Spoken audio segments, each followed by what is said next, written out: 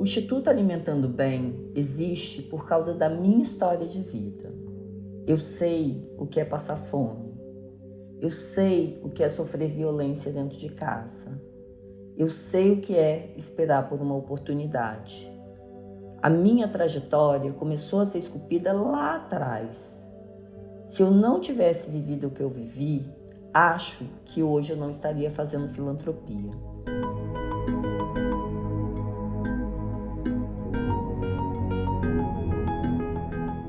Batalha não está apenas no sobrenome da designer de joias. Emar Batalha lutou muito para ir atrás da vida que sempre quis e hoje busca retribuir a ajuda que recebeu durante a sua trajetória, principalmente através do Instituto Alimentando o Bem, que fundou na pandemia e que se dedica na maior parte do seu tempo para ajudar outras mulheres a terem a sua independência. Eu sou Geise Diniz e esse é o podcast Plenai. Ouça e reconecte-se.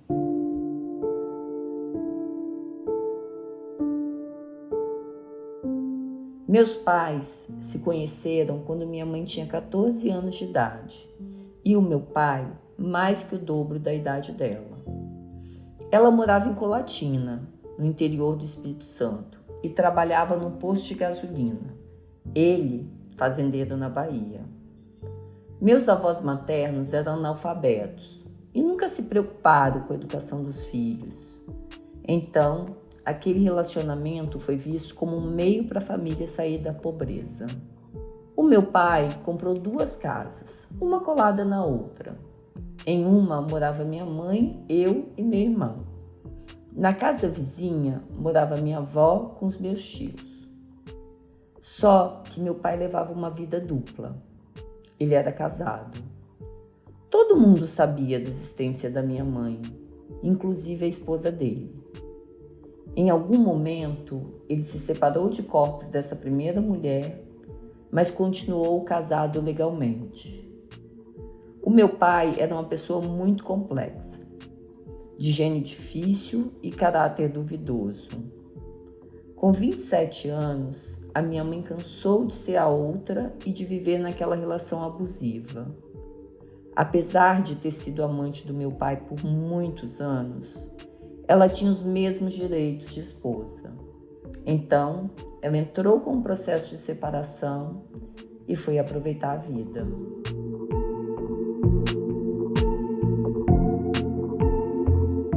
Meu pai não aceitou o término do relacionamento. Ele, que não bebia, começou a beber. O comportamento dele mudou e ele se tornou um homem muito agressivo. Um dia, quando eu tinha apenas 11 anos, eu estava sentada na sala de casa e ele entrou. A minha avó percebeu que ele estava alterado e falou: "Vou preparar um café amargo." Para ela, que teve um marido alcoólatra, café amargo curava qualquer bebedeira. Quando ela veio com um copo de café, o meu pai sacou uma arma e mirou na minha mãe. A minha mãe tinha apenas 1,5 metro de altura, mas era muito esperta. Ela enfiou o dedo no gatilho e o tiro bateu na parede. Começou uma luta corporal e a minha tia tirou uma faca que meu pai tinha na cintura. A gente gritou, um vizinho veio e conseguiu pegar o revólver do meu pai. A minha mãe nunca registrou queixa, porque achou que foi um momento de loucura dele. Meses depois, ela viajou para a fazenda para encontrar meu pai. Naquela época, não tinha celular. A comunicação era diferente. 10 dias depois, o meu pai ligou em casa perguntando por ela. A minha avó falou: "Como assim? Ela foi te encontrar e não apareceu até hoje?" Ele respondeu que tinha dado o dinheiro da pensão e que ela tinha ido embora. Mas 2 dias após esse telefonema, um capataz da fazenda apareceu lá em casa com o dinheiro. Eu me lembro até hoje. Eu estava na sala. A minha avó pegou o telefone, ligou para a advogada da minha mãe e falou: "Pode ir atrás dele." porque ele matou ela.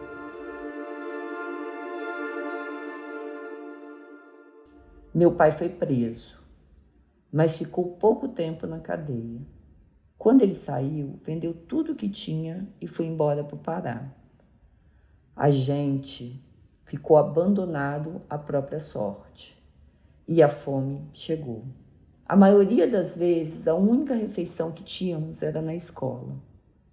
Em casa, minha avó misturava macarrão com farinha para render e garantir a refeição de todos os netos.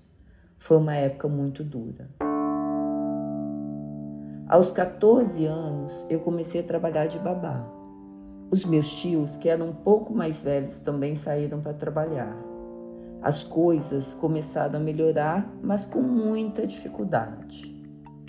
Na adolescência, eu me aproximei da outra família do meu pai, que morava em Vitória.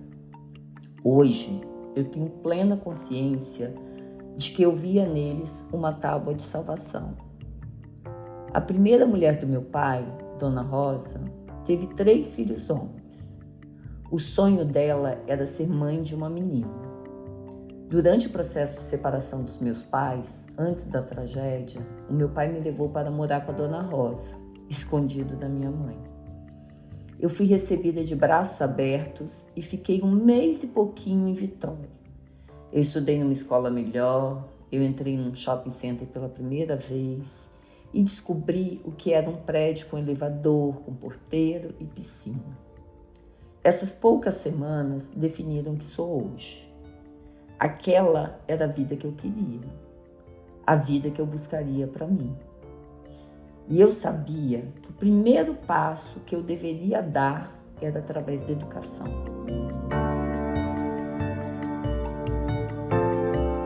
Fiz um curso técnico de contabilidade e passei no vestibular de ciências contábeis.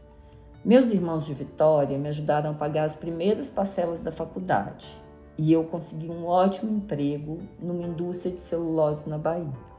Para conciliar o trabalho com os estudos, eu viajava quase 400 quilômetros toda semana.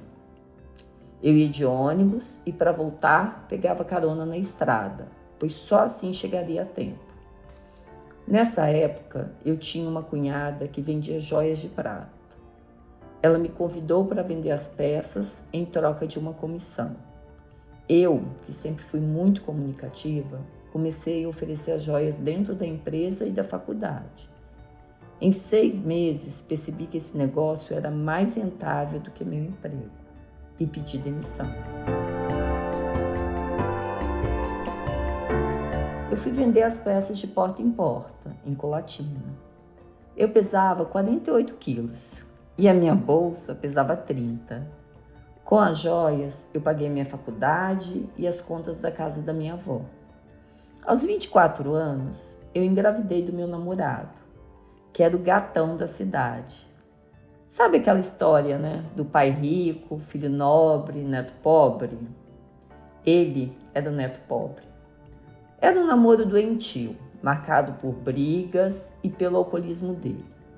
Só mais tarde, depois de muita terapia, eu entendi que eu estava tentando repetir a trajetória dos meus pais. Aos 29 anos, eu não aguentei mais aquele relacionamento abusivo e me separei. Eu já tinha loja em Colatina e decidi refazer a minha vida em Vitória. Na capital, eu comecei a entender que eu poderia ser mais do que uma vendedora. Eu poderia ser uma designer de joias. Eu já sabia muito sobre o mercado e conhecia as fábricas e os orifes. Eu fiz alguns cursos técnicos de desenho e passei a comprar revistas importadas.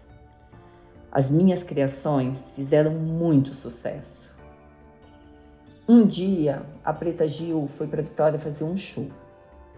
A gente fechou uma permuta em joias e ela apareceu em um evento que eu organizei para os clientes. Eu contei para a Preta minha história de vida e ela me encorajou a ir para o Rio de Janeiro.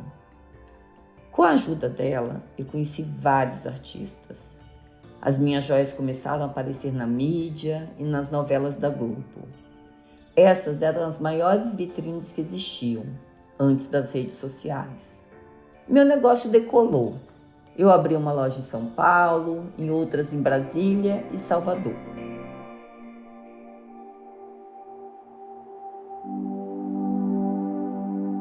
Eu também consegui me refazer do ponto de vista pessoal. Me mudei para São Paulo, me casei com um homem maravilhoso e tive uma linda filha.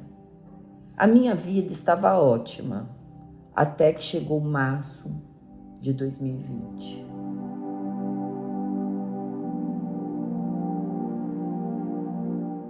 Eu, meu marido e minha filha pegamos Covid bem no comecinho da pandemia. A gente está entre os primeiros 100 casos da doença no Brasil. Depois do período de isolamento, eu viajei para o Guarujá, para minha casa da praia. Quando cheguei, a minha cozinheira me contou sobre um deslizamento de terra em uma comunidade carente pertinho da minha casa. Mais de 500 pessoas ficaram sem teto.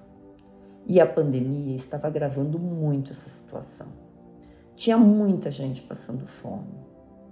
Ela sugeriu que a gente fizesse marmitas e eu topei. Como eu já tinha tido Covid, fiquei na linha de frente e fui distribuir numa igreja. No primeiro dia, a gente preparou 30 marmitas e apareceram 80 pessoas. No segundo dia, a gente fez 80 refeições e vieram 120 pessoas. Aí, a gente preparou 120 e apareceram 170. Até que eu montei uma cozinha industrial no Perequê, um bairro do Guarujá. Comecei a pedir doações pela internet e durante a pandemia a gente chegou a distribuir quase 30 mil marmitas. Dessa linda iniciativa acabou nascendo uma ONG, o Instituto Alimentando Bem, que se dedica ao desenvolvimento territorial através das mulheres.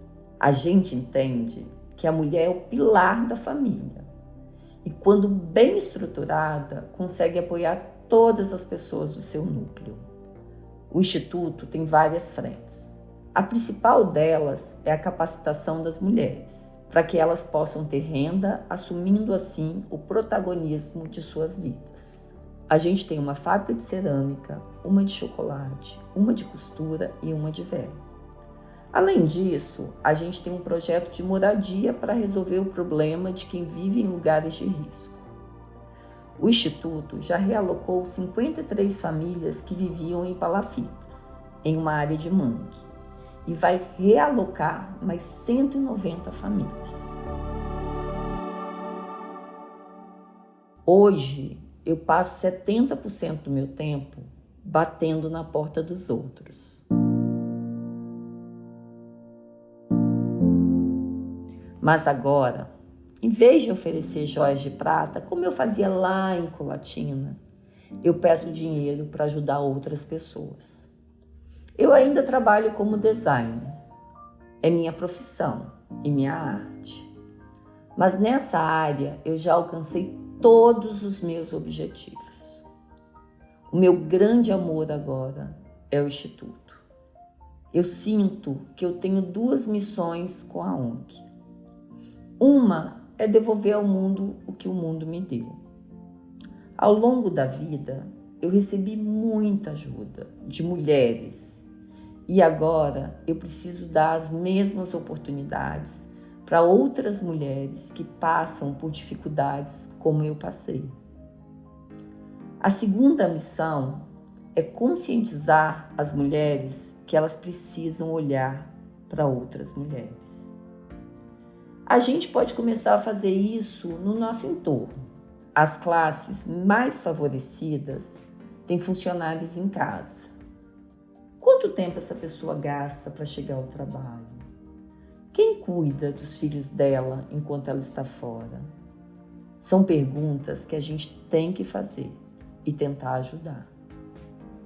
O dinheiro é uma ferramenta para dar prazer e conforto. Eu vendo joias. Quem sou eu para julgar como as pessoas gastam? Eu me considero capitalista, mas procuro ser uma capitalista consciente. Eu sempre fui ligada à filantropia, mas quando eu olho o que eu tinha e a necessidade do mundo, eu vejo que o que eu fazia no passado não era nada. A filantropia, pra gente, tá ligada ao que sobra, ao que não fará a diferença para mim. E não é assim. A pandemia me mostrou que não adianta a gente ficar esperando ter tempo e dinheiro sobrando para ajudar o próximo.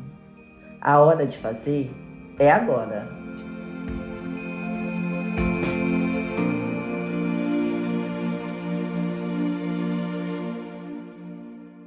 Nossas histórias não acabam por aqui. Confira mais dos nossos conteúdos em plenai.com e em nosso perfil no Instagram, @portalplenai.